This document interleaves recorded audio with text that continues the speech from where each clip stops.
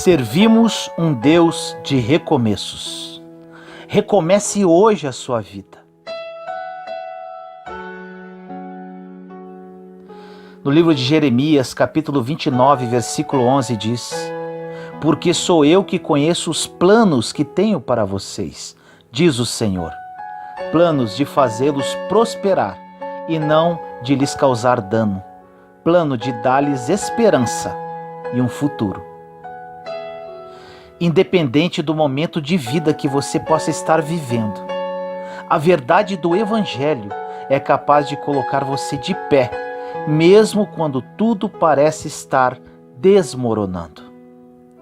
Existem momentos que somos marcados pelas lutas, ficamos entristecidos, somos perseguidos e caluniados, onde nada dá certo, onde parece que promessas não se cumprem.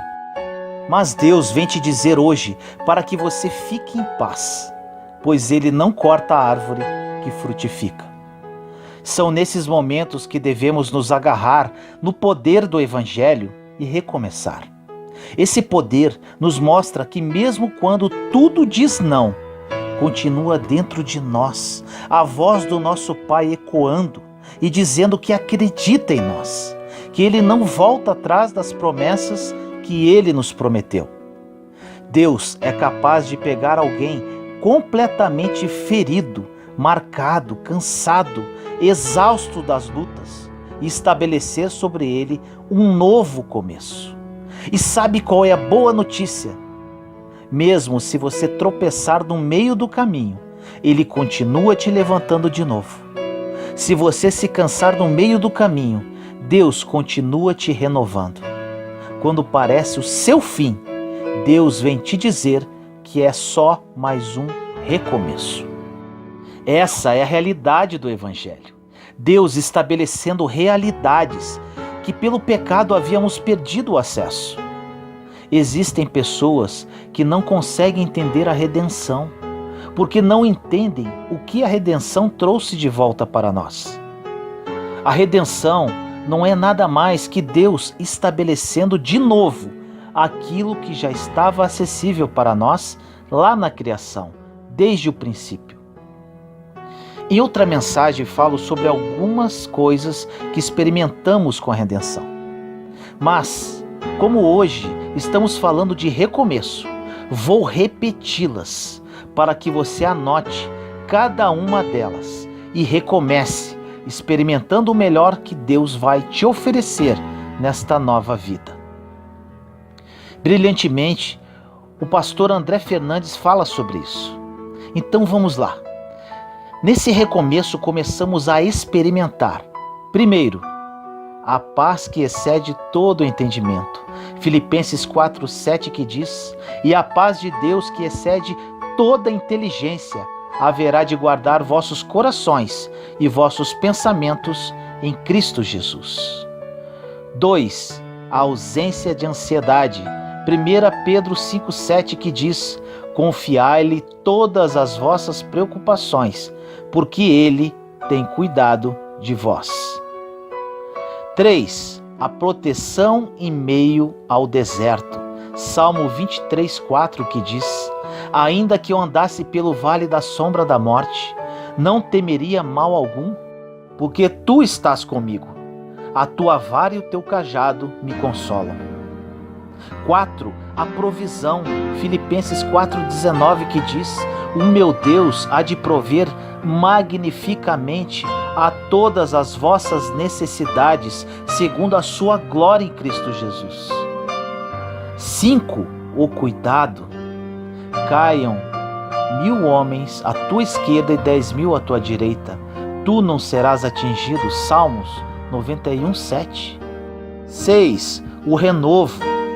Isaías 40:29-31 diz: Ele dá forças ao homem acabrunhado, redobra o vigor do fraco. Até os adolescentes podem esgotar-se e jovens robustos podem cambalear, mas aquele que conta com o Senhor renovam as suas forças. Ele dá-lhes asas de águia, correm sem se cansar, vão para a frente sem se fatigar. 7. começamos a entender os pensamentos que Deus tem a nosso respeito. Jeremias 29:11, que diz: porque eu bem sei os pensamentos que tenho a vosso respeito, diz o Senhor, pensamentos de paz e não de mal, para vos dar o fim que esperais. 8. Descanso.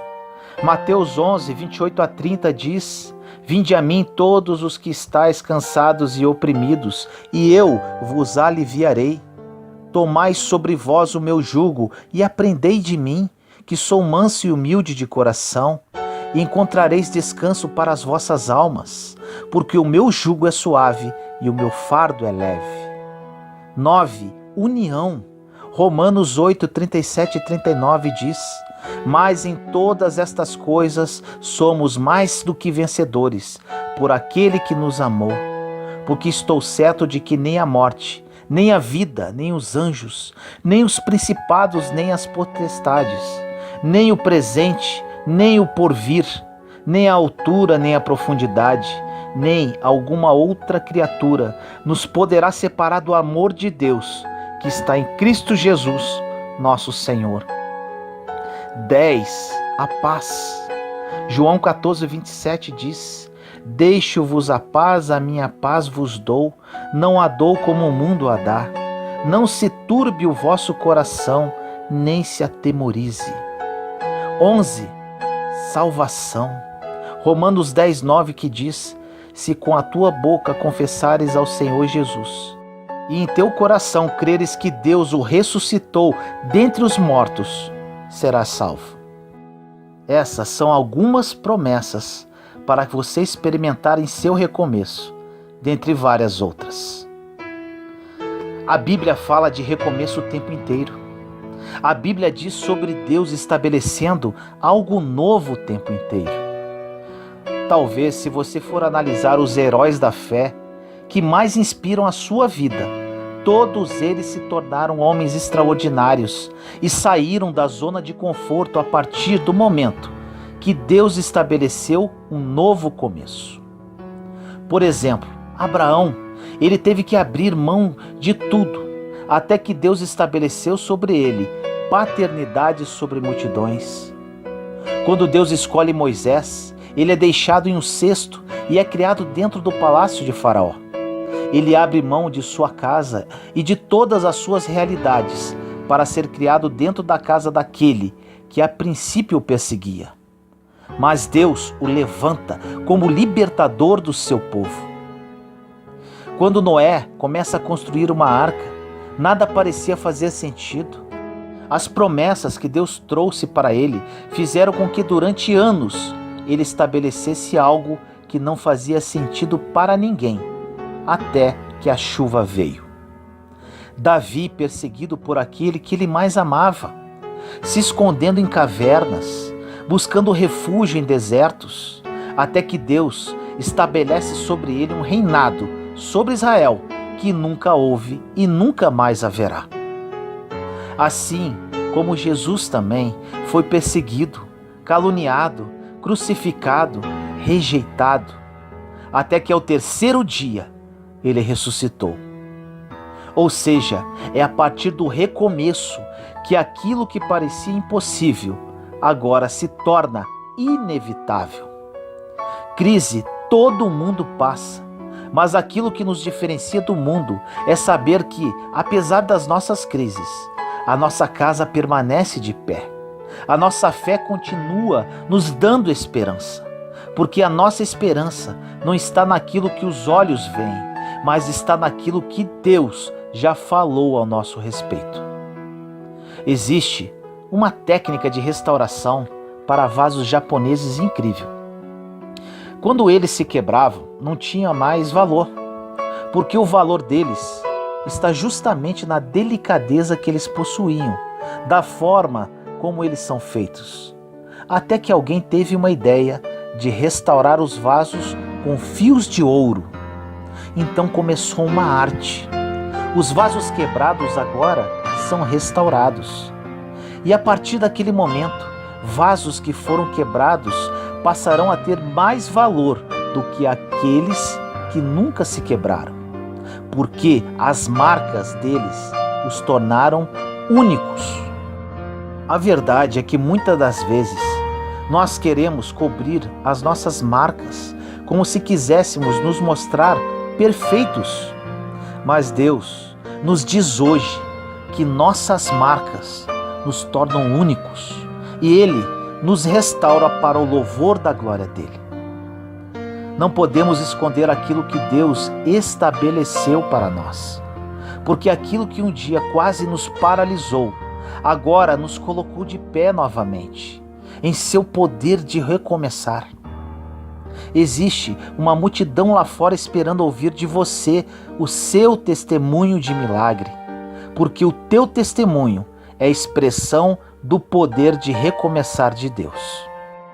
Para termos confiança e recomeçar, precisamos entender que a nossa garantia de recomeçar é que a promessa já foi depositada em você. José foi rejeitado pelos irmãos, vendido, se tornando escravo. Só que por mais que os ambientes mudassem, por mais que as circunstâncias mudassem, a promessa que Deus depositou nele não saiu de lá. Ou seja, a única segurança que você tem em meio a qualquer tempestade é que tudo ao seu redor pode mudar, mas as promessas que Deus liberou sobre você não mudam. Diz o Senhor: todas as coisas podem passar, mas as minhas palavras não passarão. Em meio aos desafios da vida, se você perder tudo, mas não perder a sua fé, você não perdeu nada. A fé é um ponto inicial para que Deus restabeleça tudo, para que Deus faça algo novo e recomece. Os teus bens podem ir embora, mas a sua fé permanece. Você pode estar cansado, mas a palavra de Deus está dizendo que Ele tem algo novo para você. A verdade é que não conhecer as promessas faz com que vivamos como se não tivesse promessa nenhuma. Desde quando você estava no ventre de sua mãe, Deus já liberava promessas ao teu respeito. Mas a única coisa que nos dá garantia de viver a promessa é a consciência a respeito dela. Pois se você não tem a revelação a respeito da promessa que você carrega, você vive como se não tivesse promessa nenhuma. As promessas estão esperando o seu posicionamento para que elas fluam. É por isso que quando alguém que talvez nunca teve vontade de se conectar a Deus, mergulha nele profundamente, parece que aquilo que você observou em um cristão vivendo durante 10 anos, aquela pessoa está vivendo em alguns meses. Isso acontece porque as promessas que Deus depositou sobre nós são como uma represa de águas torrenciais. E a partir do momento que a pessoa diz que está disponível para Jesus, entrega o seu futuro a Ele, tudo aquilo que estava represado por anos começa a fluir em meses. Deus não está com pressa. Ele já havia estabelecido. A diferença é que agora você está pronto para receber. O que acontece muitas vezes em nossa caminhada de fé é que quando recebemos a promessa, acreditamos que pelo fato de Deus ter te prometido algo, quer dizer que já vai acontecer. Mas Deus já fez a parte dele. Ele liberou sobre você realidades. Agora você precisa fazer a sua parte e se mover debaixo delas. A plenitude de Deus está esperando o nosso crescimento. Existem coisas que nós não experimentamos ainda e perguntamos para Deus o que falta, e Ele nos diz que só falta nós darmos o espaço para que a promessa se cumpra. Precisamos aprender essa arte de, a partir das ruínas, reconstruir algo novo. O fato de Deus nos dar uma nova chance não significa que vai estar tudo pronto, mas talvez algumas coisas ao seu redor estejam completamente destruídas. A questão não é a condição em que as ruínas estão. A questão é o quão cheio de Deus você está. Porque tudo ao seu redor pode parecer destruído, mas você vai reconstruir a partir das ruínas.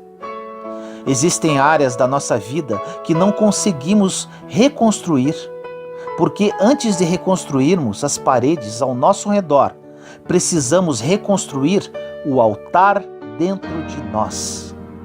Às vezes, você pede a Deus para reconstruir o seu casamento, a sua casa, a sua empresa, mas primeiramente, Deus quer reconstruir você, para que possa ser estabelecido sobre você aquilo que Ele quer te dar.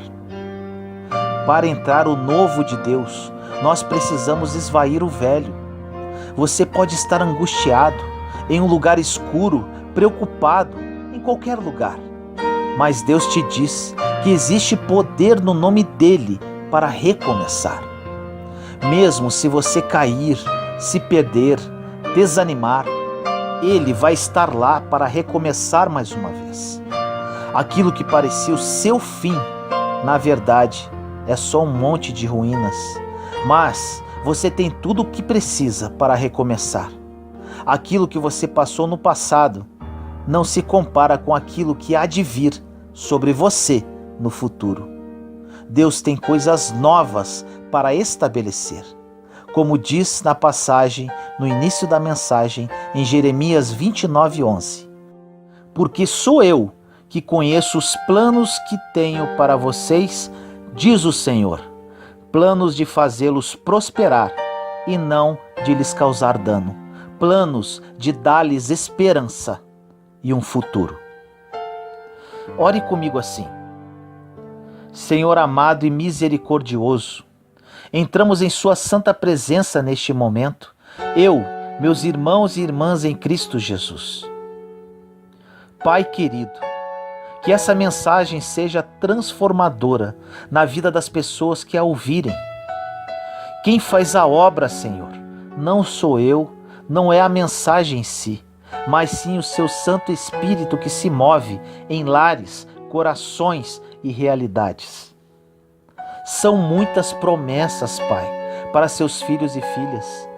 Porém, muitos deles que estão comigo agora, ouvindo esta mensagem, não as conhecem. E não conhecem a Ti em espírito e verdade, e estão desejosos desse encontro contigo. Esse é o momento, Senhor. Invada lares, fale aos corações. Hoje é o dia de recomeçar, Pai. Assim nós oramos, em nome do nosso Senhor Jesus Cristo. Amém.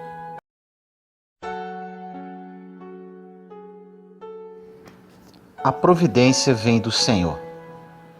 A vida com Deus é um grande desafio. Além do lado bom e prazeroso, existe o lado difícil e desafiador. Nem tudo é um mar de rosas, pois passaremos por muitos desertos e vales. Porém, quando aprendemos a viver pela fé e não por aquilo que vemos, começamos a contemplar os milagres e bênçãos de Deus em nossas vidas. O profeta Elias foi um homem muito abençoado por Deus. A obediência ao Pai era visível a todos que o conheciam. Devido à sua fidelidade, o rei queria dar fim à sua vida. Quando assumimos um compromisso com Jesus, seremos perseguidos e humilhados por muitas vezes, mas não devemos nos atemorizar. O sacrifício é muito válido, pois o Senhor nos sustenta nesses momentos e nos dará a paz de espírito para suportar qualquer tribulação. O Senhor disse a Elias para fugir e se esconder no deserto, porque lá o Senhor iria protegê-lo e sustentá-lo. Em 1 Reis, capítulo 17, versículos 3 e 4 diz: Saia daqui, vá para o leste e esconda-se perto do riacho de Querite, a leste do Jordão. Você beberá do riacho e dei ordem aos corvos para o alimentarem lá. Elias, como um servo fiel, obedeceu e se dirigiu ao local onde Deus lhe ordenou. E naquele local Deus o sustentou. Elias foi alimentado pelos corvos e bebeu da água do riacho. Depois de algum tempo, o riacho secou e os corvos desapareceram. Elias sofria um grande deserto. Por que será que o Senhor permitiu que aquela água secasse e os corvos sumissem? Olhemos para nossas vidas. Por que por muitas vezes a sequidão e o deserto aparecem de forma inexplicável? Na verdade, Deus permite desertos em nossas vidas para que tenhamos a consciência que dependemos mais do provedor do que da nossa própria provisão. Por muitas vezes achamos que venceremos com nossa força. Falamos, eu vou dar a volta por cima, eu vou fazer isso, eu vou fazer aquilo, eu e mais eu. Esquecemos que não somos nada sem Deus. E o que planejamos para nossas vidas, por muitas vezes, não está no plano que Ele tem para nós. O excesso de segurança em nós mesmos é muito perigoso. Nossa segurança deve ser depositada totalmente em Deus. Se estamos passando por um momento difícil, o Senhor sabe exatamente onde estamos, o que está acontecendo e Ele já sabe para onde irá nos levar. Devemos apenas confiar, não reclamar, parar de murmurar, não olhar para a circunstância, porque Deus é Deus, simples assim. Deus não nos leva para o deserto para nos enfraquecer. Muito pelo contrário, Ele quer nos fortalecer. É no deserto que Deus nos mostra novas possibilidades e novas fontes e nos prova que nunca seremos abandonados. Ele sempre estará conosco. Ele nunca nos desamparará.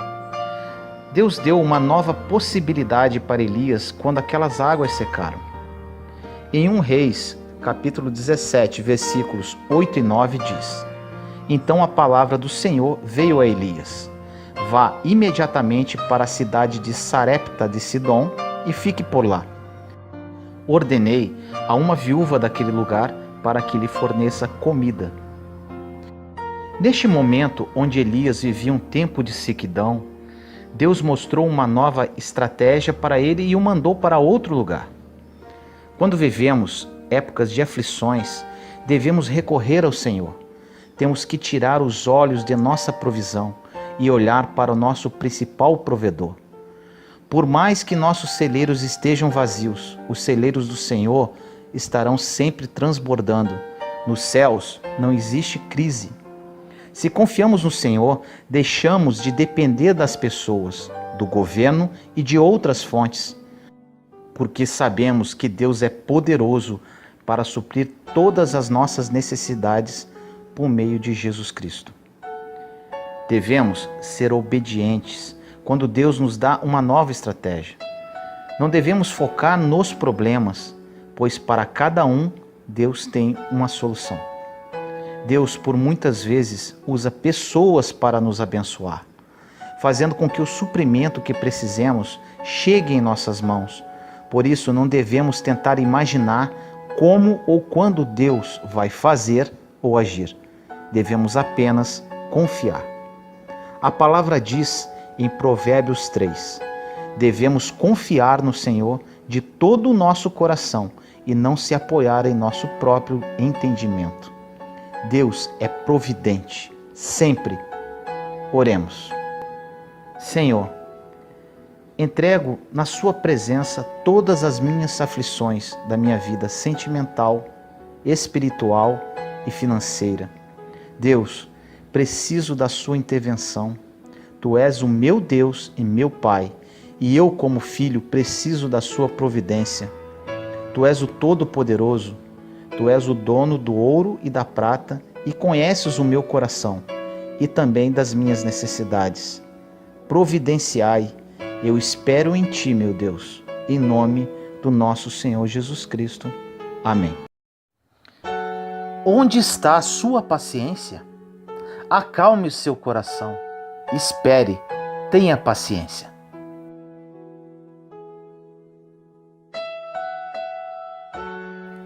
No livro de Romanos 12:12 diz: Alegre-se na esperança, sejam pacientes na tribulação, perseverem na oração.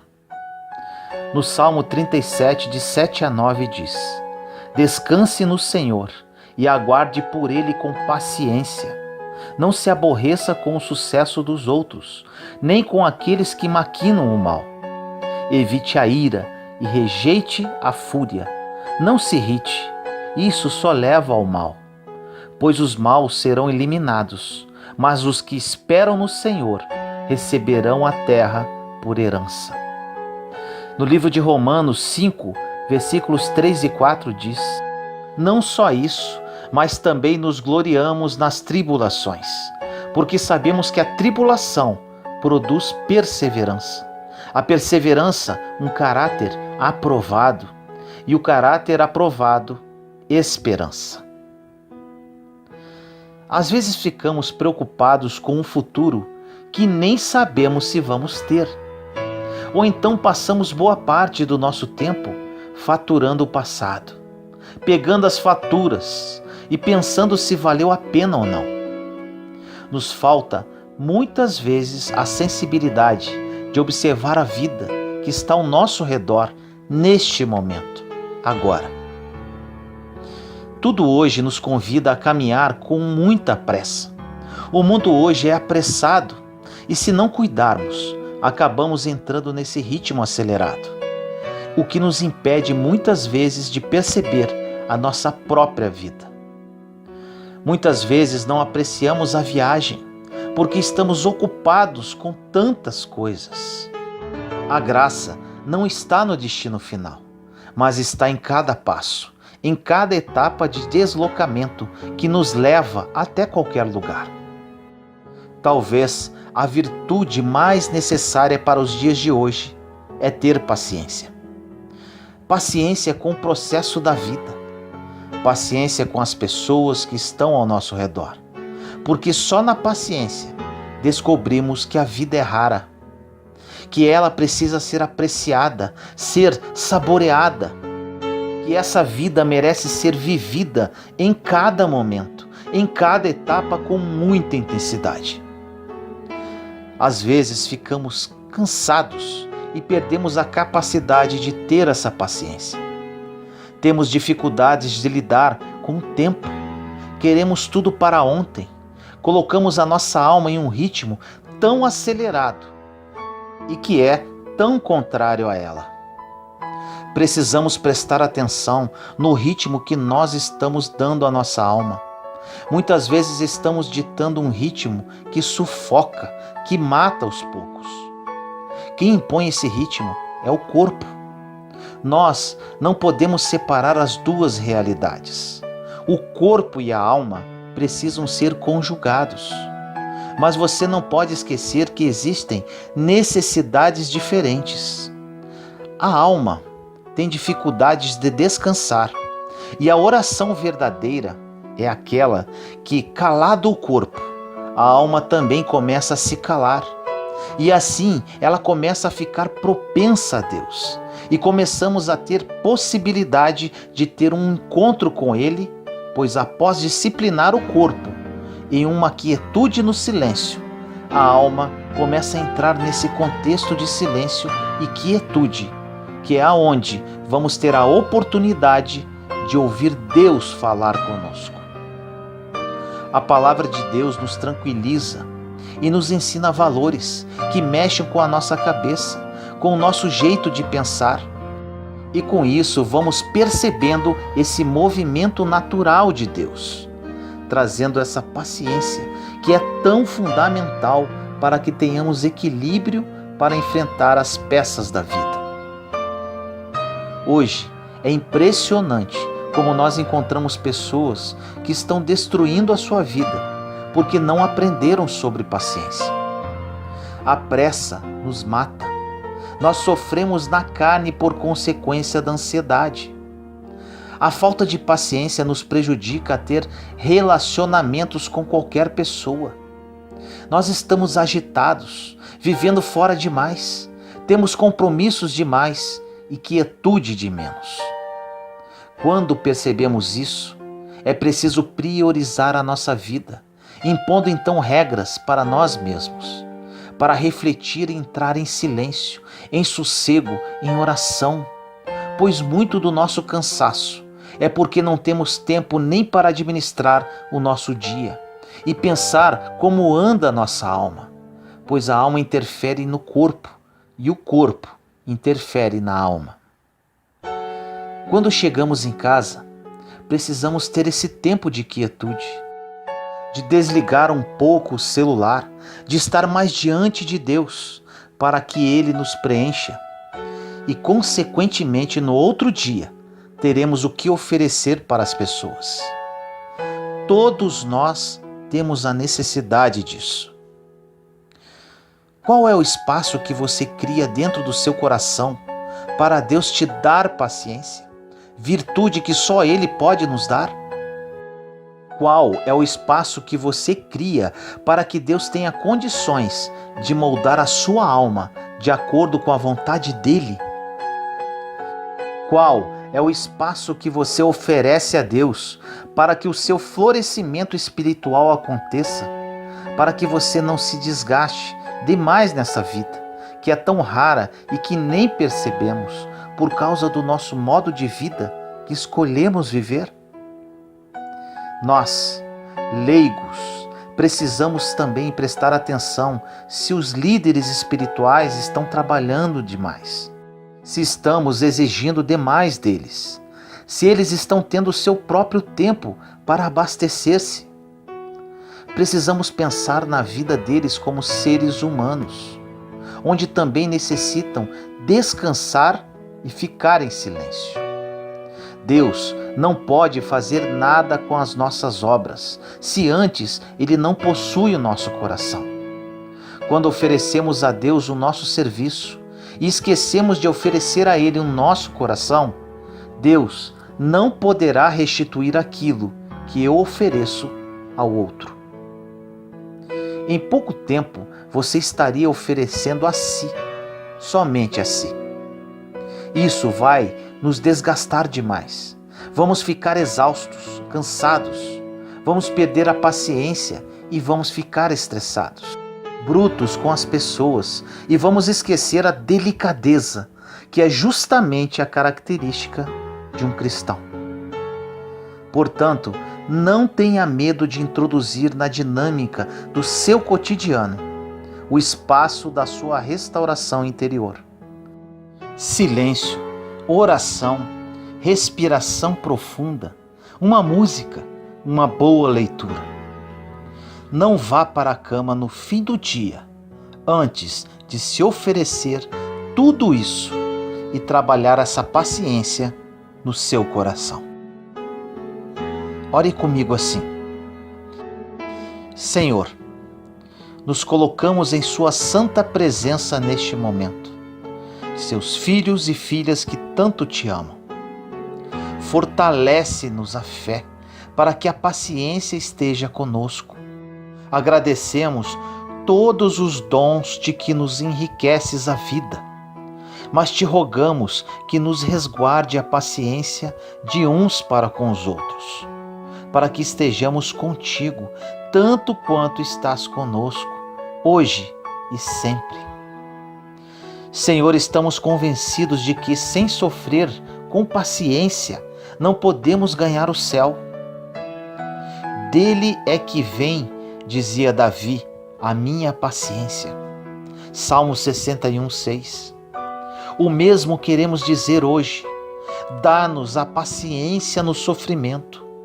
Queremos aceitar com tranquilidade todas as tribulações, mas depois, quando elas chegam, nos enchemos de tristeza e desânimo. Dessa forma, sofremos sem méritos e sem amor. Por isso, Pai, vos pedimos, pelos merecimentos de vossa paciência, a graça de sofrer todas as cruzes por vosso amor. Amamos a Ti de todo o coração. Amamos a Ti, Pai, digno de um amor infinito. Nos arrependemos de todo o coração, de todos os desgostos que temos dado ao Senhor. Prometemos aceitar com resignação todos os sofrimentos que iremos passar, mas esperamos de vós o socorro para sofrer com paciência, especialmente as dores da nossa agonia. Assim nós oramos, em nome do nosso Senhor Jesus Cristo. Amém.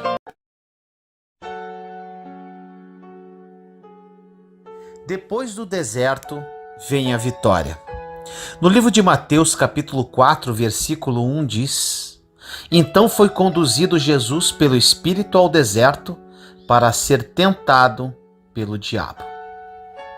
Meu irmão e minha irmã, às vezes pedimos uma coisa para Deus e não recebemos, porque não é função dele dar aquilo que estamos pedindo. A Bíblia diz em Tiago 4,3: Pedis e não recebeis, porque pedis mal. E aí vem a questão: se nós não sabemos como pedir, nós não recebemos.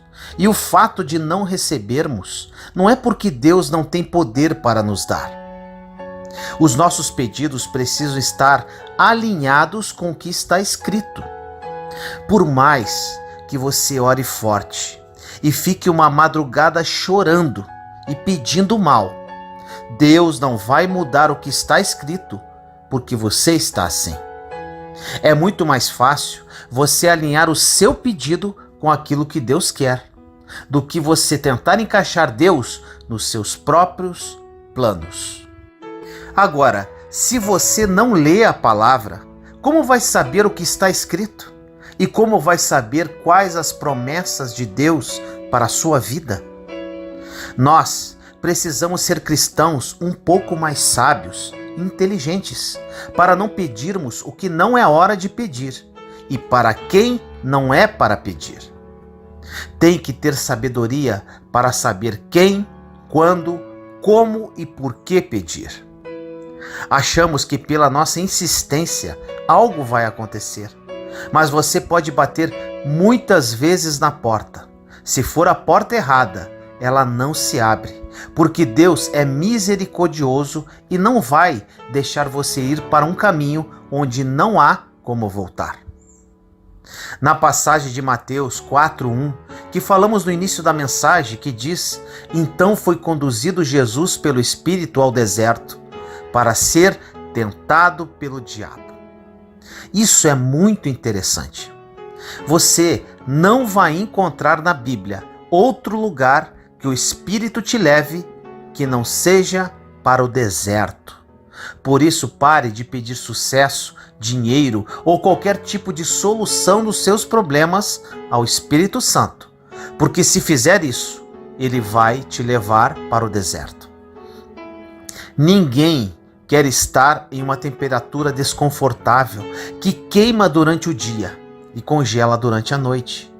Ninguém quer estar em um lugar onde a comida é escassa e não tem água. Ninguém quer estar em um lugar solitário. Você quer conforto, tapinha nas costas, comida em abundância, ouvir parabéns. Você quer ser feliz.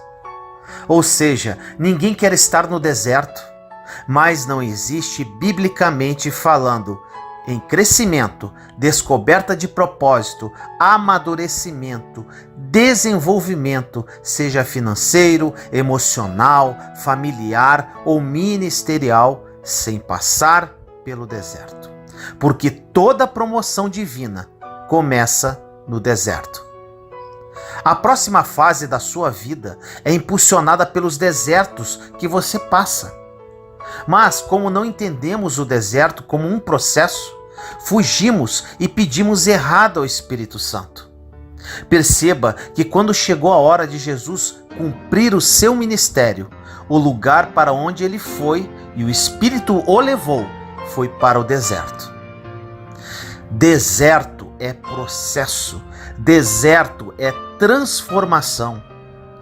Uma mensagem chamada "Você realmente precisa de um milagre?" ou de uma transformação, que eu postei há alguns meses atrás, falou muito ao coração de muitas pessoas.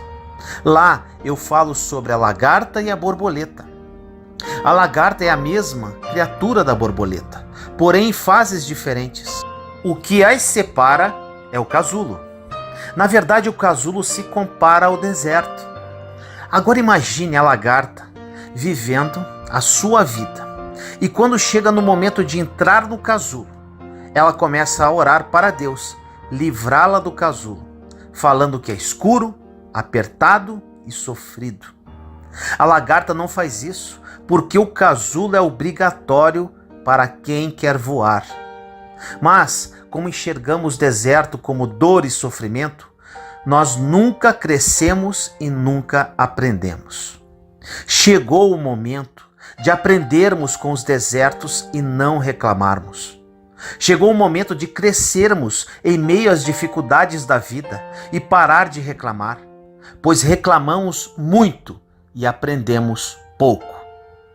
E por que não encarar esse deserto de frente, aprendendo, perseverando, deixando-se ser moldado por Deus e sem perguntas? O deserto é uma fase de preparação que te levará para um outro nível. Meus irmãos e irmãs, passei por um deserto pesado. Passei por todas as fases, de reclamação, de murmuração, de medo, de incertezas e dúvidas, de desespero, de angústia. Havia perdido meu casamento, falido financeiramente e com uma filha querendo cometer suicídio. Isso tudo em 10 dias. Passei por muitas dores, afrontas e humilhações. Mas, quando encarei o deserto como um processo, minha vida mudou. Aprendi muito, aprendi a desfrutar do deserto. Conheci Deus em espírito e verdade. Me apaixonei verdadeiramente por Jesus. E o Senhor mudou toda a minha realidade. Hoje, prosperei financeiramente. Vivo um sonho com relação à minha vida sentimental e minha filha se transformou numa grande missionária da palavra. E muito mais que tudo isso, recebo diariamente diversos depoimentos de mudança de vida que começaram a partir do meu testemunho de vida. Foi muita dor e ranger de dentes, mas hoje é muita alegria e prosperidade em todas as áreas. Pague o preço, meu irmão, minha irmã. Vale muito a pena. Encare seu deserto de frente. Muitas pessoas entram no deserto, saem e lá na frente voltam novamente em outra fase da vida, porque saíram do deserto para sobreviver, mas não aprenderam nada. Quando Deus decidiu que chegou a hora de seu filho se manifestar como Messias, o Espírito conduziu Jesus para o deserto para ser tentado pelo diabo. Quem tentou Jesus não foi Deus nem o Espírito. Ele só o conduziu para o ambiente do problema. A Bíblia diz que Deus não tenta ninguém. Então, os problemas e as tentações que você está passando não são provas de Deus. Na verdade, Deus te colocou no ambiente onde o inimigo tem liberdade para tentar você. Existem lugares que você se esconde em Deus e que o inimigo não conseguirá chegar nem para tentar. Porém, existem outros lugares que Deus coloca você e te expõe para que você possa aprender as coisas naquele ambiente de provação. Você sempre vai aprender se quiser. Você vai sair do deserto muito mais forte, vivendo o seu propósito. Mas você tem que estar disposto a aprender no meio da dificuldade. Qual foi o dia que, no meio de um problema familiar, emocional, financeiro, você falou com Deus assim: vamos aprender? Agora, uma grande questão aqui. Deus livra você de problemas que Ele te colocou. Por exemplo, o Espírito tirou Jesus do deserto porque foi Ele mesmo que o levou até lá. Agora, o filho pródigo se meteu em um problema e teve que sair sozinho. Existem problemas que você tem que sair sozinho, porque você se colocou neste lugar. E existem problemas que Deus vai livrar você, porque Ele que te conduziu até o deserto. Essa sensibilidade você precisa ter para saber se pede para Deus te tirar dali ou não. Porque quando Deus te coloca no deserto, não adianta pedir para sair, porque Ele vai te tirar no tempo dele. Agora, quando você se meteu em um problema, quis brigar com um familiar, quis entrar em um conflito com uma pessoa na rua e está respondendo um processo na justiça, quis fazer uma fofoca e perdeu um amigo, você decidiu isso e agora você vai ter que sair desse problema. Saia sozinho, igual o filho pródigo. Nunca se esqueça, Deus tira você dos desertos que Ele te colocou. Nesse deserto que Jesus estava, Ele foi tentado por Satanás. A primeira dificuldade de Jesus é que Ele começou a passar fome. A Bíblia diz que depois de 40 dias de jejum, Ele estava morrendo de fome. Mas te pergunto, Jesus morreu no deserto? A primeira coisa que ele aprendeu é que no deserto, a fome, seja ela emocional, financeira, espiritual, ameaça, mas não mata. É justamente uma prova de fé. Jesus não morreu de fome apesar de não ter comida, porque no deserto, no momento certo, mesmo que ele faça a pedra virar pão, a provisão chega. Por isso, não tenha medo de morrer no deserto, porque não tem como morrer no lugar que Deus te colocou. Não fique com medo de perder tempo, porque não se perde tempo em um lugar que Deus colocou você. Inclusive, você amadurecerá e aprenderá a utilizar o tempo de forma mais eficaz no deserto. A segunda coisa que Jesus aprendeu é que é possível dizer não ao diabo e às tentações. O ser humano tem essa necessidade neurótica de aceitação e por isso compra carro que não pode pagar, se endivida comprando roupas de marca, entre outras. Essas pessoas fazem coisas que parecem ridículas aos olhos dos outros, porque elas estão tentando ser aceitas. Mas no deserto o Espírito te conduz até ali para te ensinar a dizer não, pois o não te leva mais longe do que o sim. Você pode dizer muitos sims, mas se você não aprende a dizer não para aquilo que cancela todos os sims, você perde todos. Você pode ter dito sim à prosperidade financeira e ter começado o seu próprio negócio e está se esforçando para ser um empreendedor. Mas um não que você deveria ter dito para um sócio errado, ou para um investimento que não era de Deus, ou para uma oportunidade, isto quebra todos os princípios e pode quebrar todos os sim certos que você deu na vida. A terceira coisa que Jesus aprendeu é a verdadeira identidade, pois o inimigo tentou confundir de todas as formas quem era Jesus. Você só vai descobrir quem realmente é no deserto, porque comendo em um bom restaurante, passando férias em Paris ou nas Ilhas Maldivas, você não descobre destino nenhum. Você não amadurece e nem cresce. É quando falta dinheiro no bolso que você começa a crescer. É quando chega um diagnóstico e quando um grave problema aparece. É quando o inimigo se levanta. É quando você está no meio do deserto que você percebe que se você não crescer, ninguém vai crescer por você. Deus te coloca sozinho no deserto para você crescer do jeito que Ele sabe fazer. Cada um tem seus desertos para viver. A minha história não serve para você. O meu casulo não serve para você, pois é um deserto para cada pessoa. Você pode até ter referências de histórias superadas no deserto, como foi o meu caso, mas isso não quer dizer que vai ser igual com você. Nunca se esqueça disso. Um pai nunca coloca um filho em uma prova que ele não pode passar. Agora, em questão de milagres, o pai só faz o impossível. O possível você tem que fazer. Quando nos machucamos e culpamos Deus dizendo: se o Senhor tivesse chegado na hora certa, nada disso teria acontecido. Mas você acha mesmo que Deus não sabe a hora certa?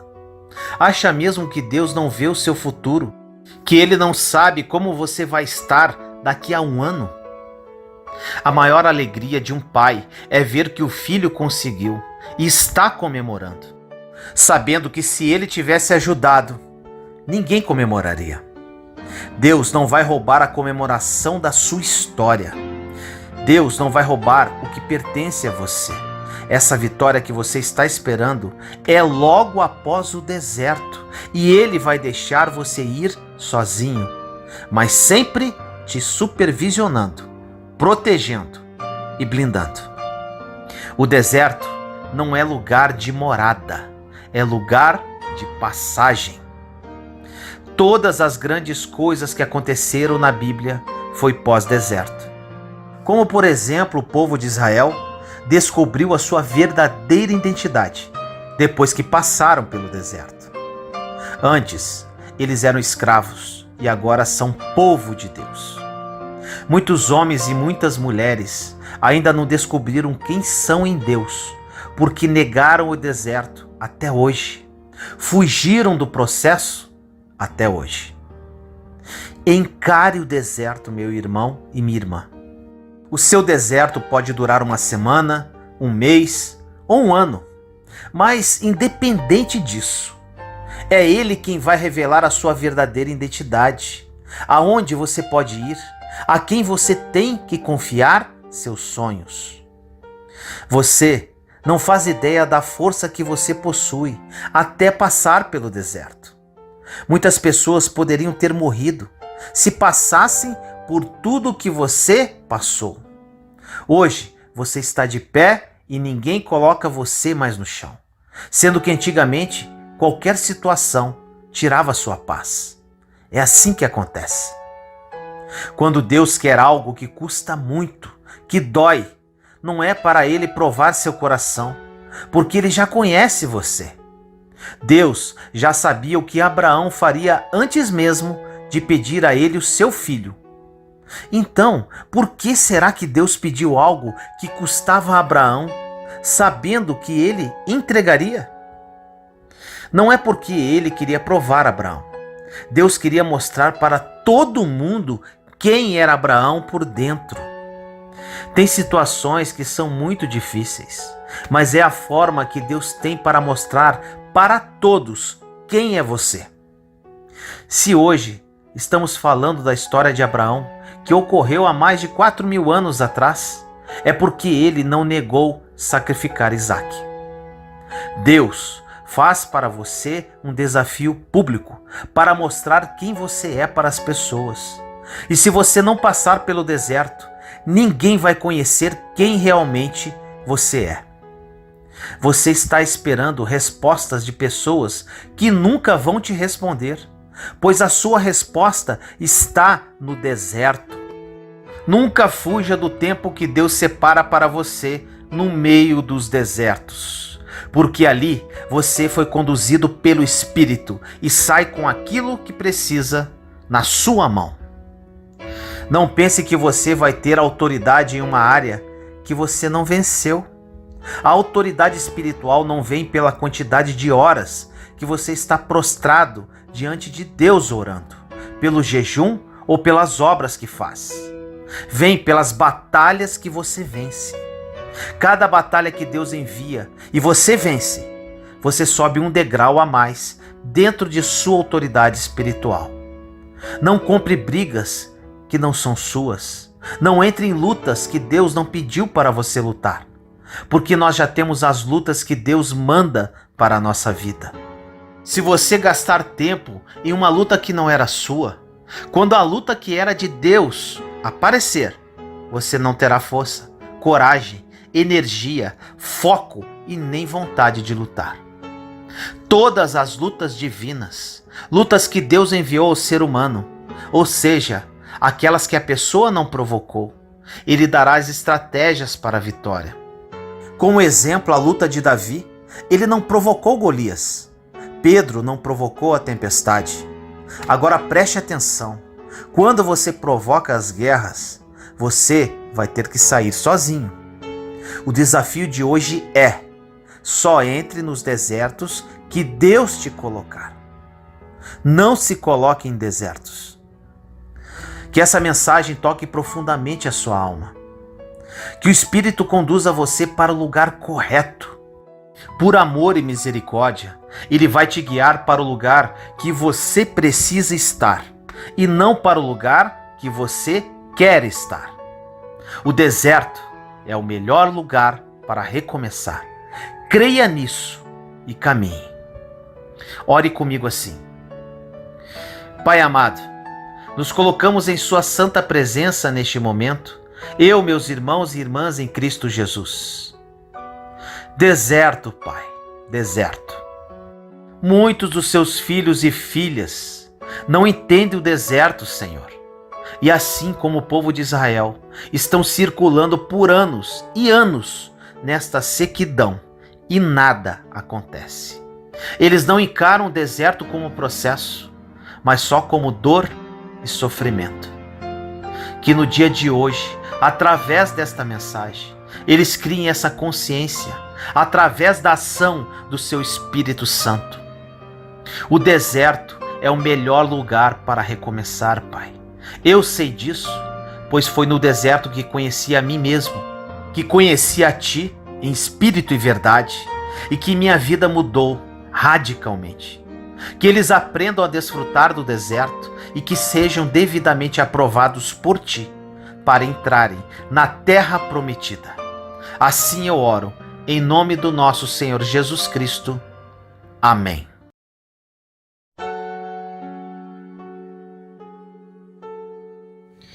Sinta-se amado verdadeiramente.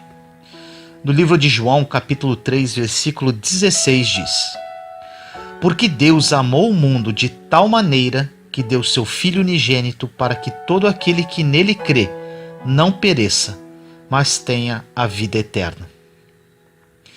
Creio que cada pessoa necessita ter a revelação pessoal do amor de Deus por ela. Esse é o alicerce do qual a vida cristã vitoriosa se baseia. O amor de Deus não se compreende com o intelecto. Precisamos receber a revelação do seu amor que somente o Espírito Santo poderá revelar.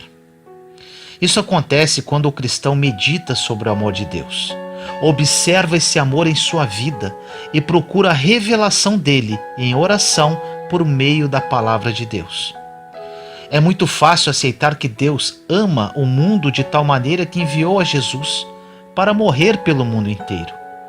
É muito mais difícil crer que se você fosse a última pessoa sobre a face da terra, Deus o amaria de tal maneira que teria enviado seu Filho Jesus para morrer por você, apenas por você.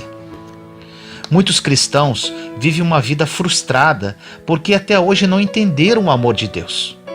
A revelação desse amor incondicional será revelado somente por intermédio do Espírito Santo que opera em você.